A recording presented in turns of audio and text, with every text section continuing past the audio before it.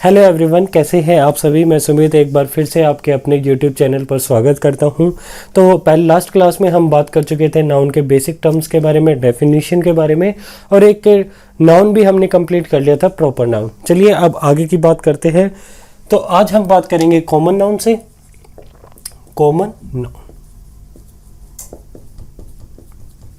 देखिए भाई, proper noun हम कवर कर चुके हैं अपना। आज हम बात करेंगे कॉमन नाउन के बारे में।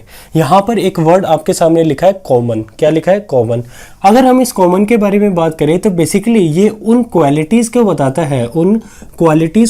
है, जो कि सब में मिलती है हमें, यानी कि ऐसी क्वालिटी जो कि सभी के द्वारा शेयर की जाती है। ठीक है, एक ऐसी क्वालिटी जो कि हर एक के अंदर हमें देखने को मिलती है। ठीक है, अब इसका एक और की पॉइंट तैयार करें, या फिर आप चाहे तो इसे डेफिनेशन भी कह सकते हैं। तो ये refers to a general name of anything.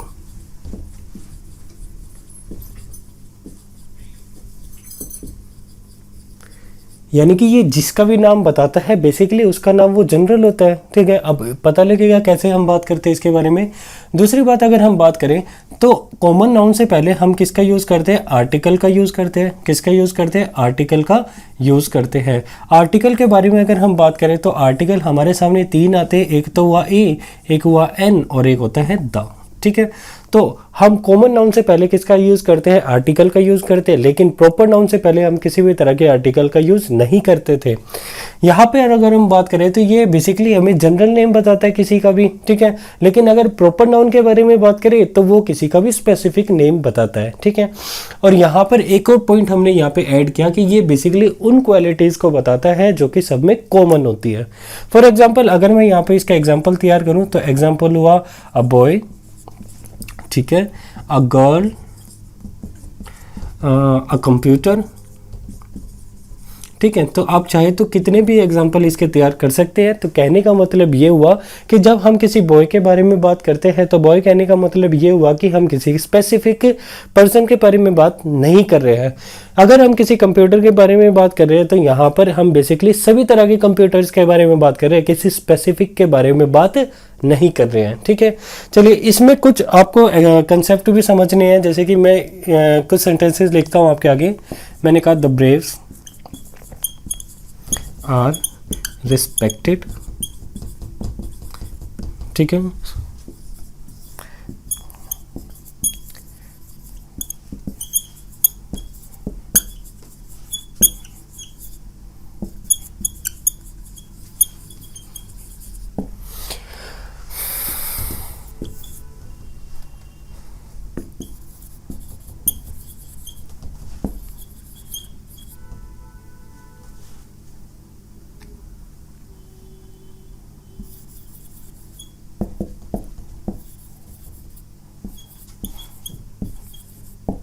ठीक है, तीन सेंटेंस आपके सामने लिखे हैं। पहला सेंटेंस है the braves are respected. Second sentence लिखा है the beautiful is always pampered. और थर्ड सेंटेंस लिखा है the mad have their own words. ठीक है, ये सेंटेंस आपके सामने लिखा है। देखिए, तीन सेंटेंस आपके सामने है। अब आपको एनालाइज करना है कि इसमें आपके सामने क्या गलती है। ठीक है, अगर हम बात करें यहाँ से लेके यहाँ तक तो ये आपका हुआ सब्जेक्ट। ठीक है, किसी भी सेंटेंस का सब्जेक्ट, ये वर्ब, और ये जो भी है ये आपके सामने लिखी है वर्ब। ठीक है, अगर हम इस द ब्रेव के बारे में बात करें, या फिर द ब्यूटीफुल के बारे में बात करते हैं, या फिर हम द मैड्स के बारे में बात करते हैं, तो तीनों में एक चीज़ कॉमन क्या है? तीनों में एक चीज़ कॉमन ये है कि यहाँ पर जो ये ब्रेव लिखा है, यहाँ पर जो ये ब्यूटीफुल लिखा है, या यहाँ जहाँ पर ये मैड्स लिखा है, ये तीनों ही एडजेक्टिव है। क्या ये तीनों ही एडजेक्टिव है? लेकिन हमें ये पता है कि जब भी हम सब्जेक्ट के बारे में बात करते हैं तो सब्जेक्ट या तो नाउन कैटेगरी से आएगा या फिर प्रोनाउन कैटेगरी से आएगा। तो यहाँ पे इस एडजेक्टिव का क्या लॉजिक है? इस एडजेक्टिव के लॉजिक को समझने के लिए आपको इसे थोड़ा सा एक्सपेंड करना होगा। बेसिकली यहाँ पर हम द ब्रेव्स के बारे में बात नहीं कर रहे हैं। यहाँ पर हम बेसिकली हम किसके बारे में बात कर रहे हैं? द ब्रेव पीपल के बारे में बात कर रहे हैं। ठीक है, बहादुर लोगों के बारे में बात कर रहे हैं और उन्हीं की एडजेक्टिव को हमने यहाँ पे क्या लिख दिया, द ब्रेव्स लिख दिया। ठीक है, तो अगर आप ध्यान से समझे तो आपके सामने ये पीपल जो भी लिखा ये हुआ अपने आप में नाउन। इस पीपल की क्वालिटी को बताने के लिए हमने यहाँ पे यूज किया एडजेक्टिव का और इससे पहले हमने यहाँ पे यूज किया आर्टिकल का। ठीक है, ये हुआ हमारा आर्टिकल। आप ध्यान से देखें तो ये जो भी पीपल आपके सामने लिखा है ये क्या लिखा है, ये कॉमन नाउन लिखा है। क्या लिखा है, ये कॉमन नाउन। और इसी कॉमन नाउन की क्वालिटी को बताने के लिए हमने यहाँ पे किसका यूज किया, ब्रेव का यूज किया। जब भी हम एडजेक्टिव के बारे में बात करते हैं दोस्तों, ध्यान से समझना, जब भी हम एडजेक्टिव के बारे में बात करते हैं तो इसका एस और ई एस लगा के कभी भी प्लूरल फॉर्म नहीं बनाई जाती। एडजेक्टिव का एस और ई एस लगा के कभी भी उसकी प्लूरल फॉर्म नहीं बनाई जाती। आप अगर ध्यान से समझोगे तो यहाँ पे ये द ब्रेव से लिखा हुआ बिल्कुल गलत है, यहाँ पे क्या होना चाहिए, द ब्रेव लिखा होना चाहिए। ठीक है, उसी के बाद हमने यहाँ पे एक बात समझी कि ये द ब्रेव जो है क्वालिटी किसकी बता रहा है, इस पीपल की क्वालिटी बता रहा है और पीपल के हिसाब से यहाँ पे आर कहना बिल्कुल अपने आप में ठीक हुआ। तो सेंटेंस आपका ठीक हुआ, the brave always, no sorry, the brave are respected. क्या हुआ, the brave are respected. Next sentence पे अगर बात करें तो यहाँ पे लिखा है the beautiful is always pampered. क्या लिखा है, the beautiful is always pampered. तो आप अगर ध्यान से देखो ये ब्यूटीफुल अपने आप में क्या हुई, एडजेक्टिव हुई। सेम वही कंसेप्ट की भाई एडजेक्टिव का आप प्लूरल फॉर्म एस और एस लगा के नहीं बना सकते हो। जब आप इसका एस और एस फॉर्म नहीं बना सकते तो यहाँ पर ये अपनी बात बिल्कुल ठीक हुई। द ब्यूटीफुल कहने का मतलब क्या है, द ब्यूटीफुल कहने का मतलब ये हुआ कि यहाँ पर हम द ब्यूटीफुल पीपल के बारे में बात कर रहे हैं। किसके बारे में बात कर रहे हैं, द ब्यूटीफुल पीपल के बारे में। और ये जो पीपल लिखा है ये हमने यहाँ से कर दिया हाइड। अब आपके सामने जो कुछ भी ये लिखे ये हुई आपकी वर्ब, और वर्ब को अगर आप ध्यान से देखोगे तो यहाँ पर हमने कौन सी वर्ब का यूज किया है, सिंगुलर फॉर्म का, वर्ब की सिंगुलर फॉर्म का यूज किया। एक्चुअल में हमें यहाँ पे किसका यूज करना है, प्लूरल फॉर्म का। तो यहाँ पे इसकी जगह पे कहना आर अपने आप में बिल्कुल ठीक हुआ। ठीक है, तो ये हुए आपके दो सेंटेंसेस जहां पे आप बेसिक कॉमन एरर निकाल सकते हैं। ठीक है, अब आते हैं नेक्स्ट सेंटेंस में। नेक्स्ट सेंटेंस लिखा the man have their own worlds. ठीक है, सेम वही बातें हैं। जब आप इस मैथ्स को देखोगे तो यहाँ पे इस एस की हमें ज़रूरत नहीं है और इसका प्लूरल फॉर्म बनाने के लिए ये हुआ हमारा हैव बिल्कुल ठीक। आगे की बात करें तो यहाँ पे हमें लिखा है देयर, तो पीपल के हिसाब से देयर कहना अपने आप में ठीक हुआ क्योंकि ये प्लूरल किसके लिए, ये प्रोनाउन हमने किसके लिए यूज़ किया है, इस पीपल के लिए यूज़ किया है। ठीक है, आगे की बात अपने आप में पूरी तरह से ठीक है। तो ये बात होगी हमारी कॉमन नाउन के बारे में। कॉमन नाउन में हमने एक चीज़ सीखी कि जब भी हम कॉमन नाउन का यूज़ करते हैं तो इससे पहले लिखा हुआ जो भी हमारा एडजेक्टिव है वो हमेशा सिंगुलर फॉर्म में होना चाहिए क्योंकि हम एडजेक्टिव की कभी भी प्लूरल फॉर्म नहीं बना सकते। ठीक है, तो ये हुए आपका एक कंसेप्ट, आप एक बार इसे नोट डाउन करें फिर आगे की बातों को लेके चलेंगे। चलिए अब आते हैं अपने नेक्स्ट नाउन पे। तो अब हम बात करेंगे कलेक्टिव नाउन के बारे में। किसके बारे में बात करेंगे, कलेक्टिव नाउन के बारे में। देखिए यहाँ पर एक शब्द आपके सामने लिखा है कलेक्टिव। क्या लिखा है, कलेक्टिव। जब भी हम इस कलेक्टिव के बारे में समझते हैं तो कलेक्टिव वर्ड मिला हमें कहाँ से, कलेक्शन से मिला है। ठीक है, कलेक्शन कहने का मतलब क्या हुआ, ग्रुप। क्या हुआ, ग्रुप। तो ग्रुप ऑफ एनीथिंग।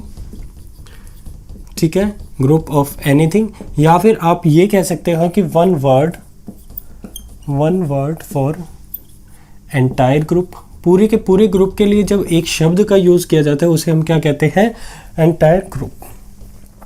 उसे हम कहते हैं कलेक्टिव नाउन। क्या कहते हैं, कलेक्टिव नाउन। ठीक है, कलेक्टिव नाउन का यूज हमने कहाँ से किया, कलेक्शन से किया। फॉर एग्जांपल मैं अगर यहाँ पे चाहूँ तो एग्जांपल तैयार कर सकता हूँ। मैंने कहा क्लास, बेसिक एग्जांपल। क्या लिखा है, क्लास। क्लास कहने का मतलब क्या हुआ, तो क्लास कहने का मतलब हुआ class of students. Class of students, class of students. ठीक है, उसी के बाद अगर मैं कहता हूँ टीम, तो टीम कहने का मतलब क्या हुआ, तो टीम कहने का मतलब हुआ टीम ऑफ प्लेयर्स। क्या हुआ, टीम ऑफ प्लेयर्स। ठीक है, मैं अगर कहता हूँ, मैंने कहा बेबी, तो बेबी कहने का मतलब क्या हुआ, बेबी कहने का मतलब हुआ बेबी ऑफ गर्ल्स। क्या हुआ, बेबी ऑफ गर्ल्स। ठीक है, जैसे कि मैं और भी एग्जांपल यहाँ पर तैयार कर सकते हैं। जैसे कि अगर मैं कहता हूँ फ्लीट, मैंने कहा फ्लीट, तो फ्लीट कहने का मतलब क्या हुआ, तो ये हुआ fleet of ships. Fleet of ships कितने भी आप एग्जाम्पल यहाँ पे तैयार कर सकते हैं कलेक्टिव नाउन से। कहने का मतलब क्या है कि ये आपको किस चीज़ के बारे में बताता है, कलेक्शन के बारे में बताता है। किसके बारे में बताता है, कलेक्शन के बारे में। दो तरह से इसके यूज़ किए जाते हैं, एक तो होता है कॉम्पैक्ट और एक होता है नॉन कॉम्पैक्ट। कॉम्पैक्ट कहने का मतलब वो होता है कि जो अपने मीनिंग को लेकर सेल्फ सफिशिएंट है, उसे किसी भी तरह की एक्सप्लेनेशन की ज़रूरत नहीं है। नॉन कॉम्पैक्ट वो वे जो जनरल नहीं है, जिसके बारे में हमें एक्सप्लेनेशन देनी पड़ती है। जैसे कि अगर मैं कहता हूँ बेबी, तो बेबी एक कॉमन वर्ड नहीं है, तो उसके लिए हमें एक्सप्लेनेशन की ज़रूरत है। एक्सप्लेनेशन बनाने के लिए भी एक फॉर्मेट क्या तैयार होता है कि देखिए ये एक स्ट्रक्चर है कॉमन नाउन का, कलेक्टिव नाउन का, कि जब भी आप स्ट्रक्चर एक्सपेंडेड फॉर्म यूज़ करते हैं कलेक्टिव नाउन की, तो सबसे पहले आपको यहाँ पे आर्टिकल का यूज़ करना है। आर्टिकल अगर वो सिंगुलर ग्रुप के बारे में बता रहा है तो ए या एन आर्टिकल का आप यूज़ करते हैं। उसके बाद जो भी वर्ड आता है आपके सामने ये लिखा मिलता है आपसे कलेक्टिव नाउन का, उसी के साथ आपको प्रेपोजिशन ऑफ की ज़रूरत पड़ती है। और बाकी जो भी आपका नाउन आता है वो हमेशा ही प्लूरल फॉर्म में होना चाहिए। किस में होना चाहिए, प्लूरल फॉर्म में होना चाहिए। फॉर एग्जांपल इसी बात को लेके हम यहाँ पे आते हैं बेबी पे। मैंने कहा बेबी, तो बेबी का एक्सपेंडेड फॉर्म के लिए अगर हम यहाँ पे बात कर रहे हैं तो हम कह सकते हैं अ बेबी ऑफ गर्ल्स। क्या कह सकते हैं, अ बेबी ऑफ गर्ल्स। ठीक है, यह हुआ हमारा कलेक्टिव नाउन। उसी के बाद प्रेपोजिशन ऑफ, और उसके बाद जो भी हमारा नाउन आता है उसे हमें हमेशा प्लूरल फॉर्म में यूज़ करनी है। ठीक है, तो ये तो हो गया इसका बेसिक टर्म, इसके बेसिक फंडामेंट जो भी है वो सारी हो गई। अब बातें इससे क्वेश्चन किस तरह से पूछे जाते हैं। कलेक्टिव नाउन से आपके सामने क्वेश्चन पूछे जाते हैं और बहुत अच्छी तरीके से क्वेश्चन आपसे पूछे जाते हैं।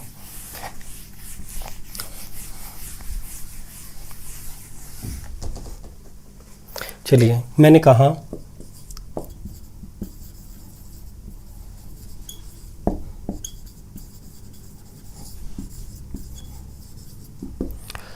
छह सेंटेंस मैंने आपके सामने लिखे हैं, एक एक करके हम पढ़ेंगे। और यहाँ पे आपको चॉइसेस भी दी गई है। यहाँ पे ये चॉइसेस और यहाँ पे ये और ये। ठीक है, आपके छह सेंटेंस आपके सामने लिखे हुए हैं। आपको यहाँ पे समझना है कि कहाँ पर हमें सिंगुलर हेल्पिंग वर्ब का यूज़ करना है और कहाँ पर हमें प्लूरल हेल्पिंग वर्ब का यूज़ करना है। ठीक है, तो चलिए स्टार्ट करते हैं एक एक करके।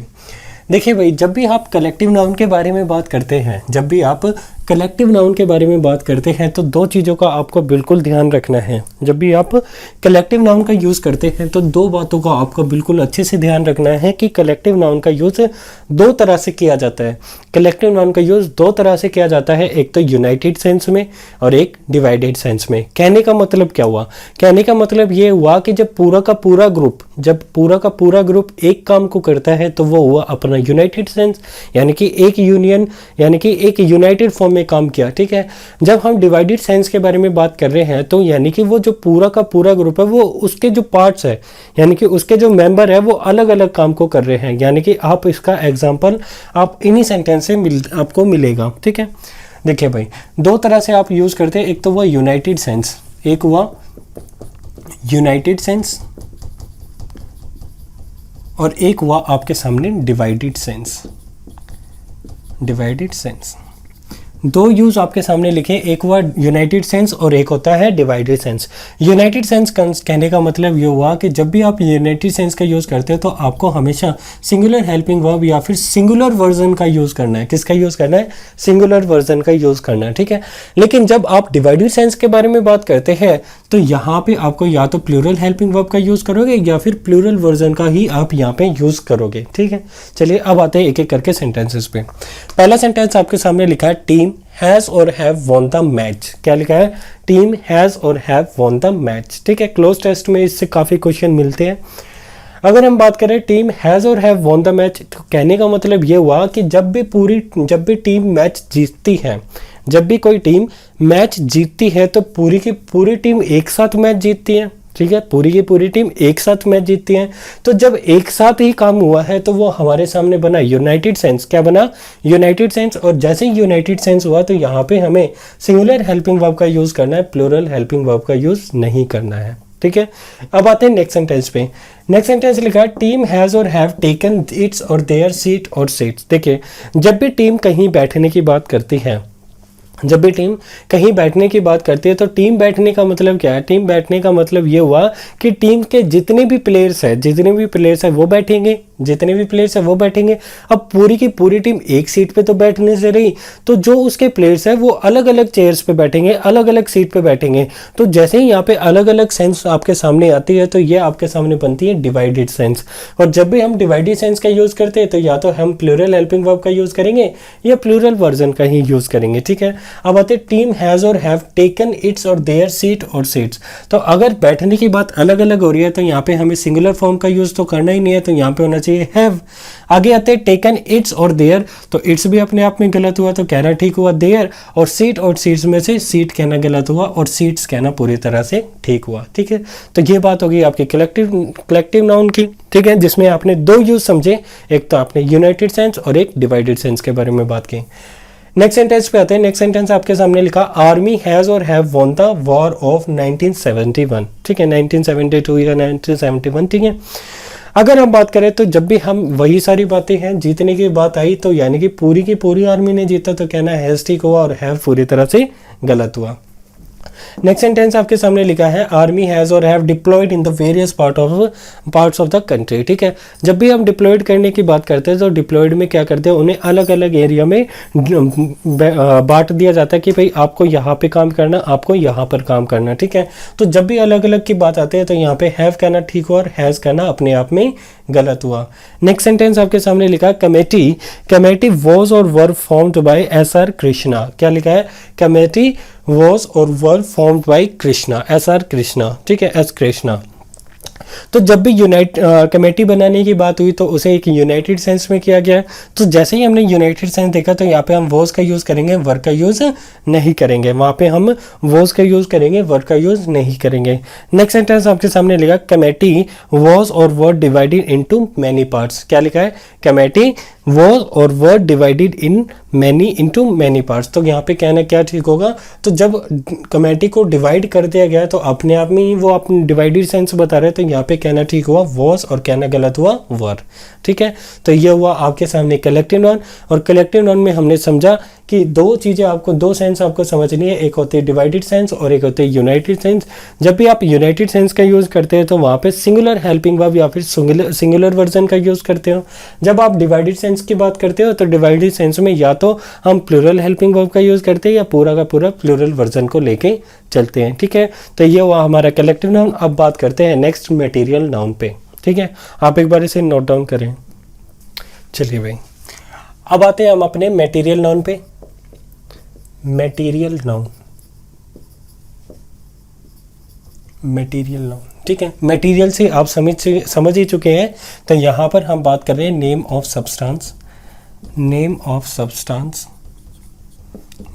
सब्सटेंस, या फिर आप चाहे तो इसे कह सकते हैं मैटर के बारे में, ठीक है। दूसरी बात इसमें क्या याद रखनी है कि आप इसका सिंगुलर एस और एस से प्लूरल फॉर्म नहीं बना सकते। इसका आप एस और एस लगा के प्लूरल फॉर्म नहीं बना सकते। तो यहाँ पे कह सकते हैं कि प्लूरल फॉर्म आप इसका नहीं बना सकते। नेक्स्ट जो पॉइंट आपको याद रखना है कि इससे ए या एन आर्टिकल का यूज़ आप इसके साथ नहीं कर सकते, केवल आर्टिकल दा का ही यूज़ कर सकते हैं मटेरियल नाउन के साथ। लेकिन दा का भी यूज़ हम केवल स्पेसिफिक सेंस में करेंगे। किस में करेंगे, स्पेसिफिक सेंस में। फॉर एग्जाम्पल मैं इसके लिए कुछ एग्जाम्पल तैयार करता हूँ। मैंने कहा the gold is precious, the gold is precious matter. Next मैंने कहा the gold that she bought is of 22 carat. Next sentence आपके सामने लिखा है this wall is made up of bricks and stone. This wall is made up of bricks and stone. तीन sentence आपके सामने लिखे, अब बात करते हैं इन पे, ठीक है। पहला सेंटेंस आपके सामने लिखा है the gold is precious matter. देखिए हम सभी जानते हैं कि गोल्ड जो है वो एक प्रीसियस मैटर है, तो ये अपने आप में कोई स्पेसिफिक बात नहीं हुई, तो ये अपने आप में जनरल बात हुई। तो जब जनरल सेंस आपके सामने कन्वे हो रही है तो हमें इस आर्टिकल द की ज़रूरत नहीं है, इस द आर्टिकल की हमें ज़रूरत नहीं है। तो कहना ठीक हुआ गोल्ड इज प्रीसियस मैटर, कहना ठीक हुआ गोल्ड इज प्रीसियस मैटर। अब आते हैं नेक्स्ट सेंटेंस पे। नेक्स्ट सेंटेंस से लिखा है the gold that she bought is of 22 carat. वो गोल्ड जो उसने खरीदा है, अब जब कोई इस इंसान उस गोल्ड को खरीद चुका है तो वो उसके लिए बना स्पेसिफिक। अब जब वो स्पेसिफिक बन गया तो द गोल्ड कहना अपने आप में पूरी तरह से ठीक है, ठीक है। तो ये पूरा सेंटेंस आपके सामने ठीक है, the gold that she bought is of 22 carat.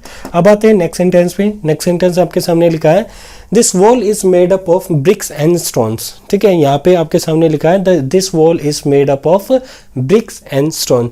जब भी आप ध्यान से देखोगे तो यहाँ पे आपके सामने लिखा है ब्रिक्स एंड स्टोन्स, ठीक है। तो अगर बात करें, अभी हम समझ के आए थे कि मटेरियल नाउन का एस और एस लगा के आप प्लूरल फॉर्म नहीं बना सकते।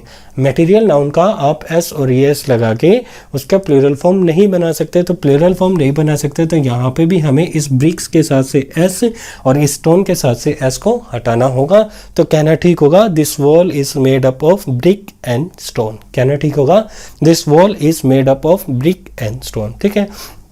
तो ये बात हो गई आपकी मटेरियल नाउन के बारे में। अब आपके सामने एक लास्ट बचता है जिसे हमने कहा एब्स्ट्रैक्ट नाउन। ये काफ़ी इंपॉर्टेंट है, इसे हम अपनी नेक्स्ट क्लास में लेके चलेंगे और बिल्कुल स्टार्टिंग से लेके एंड तक उस पूरी क्लास में हम उसे कवर करेंगे, ठीक है।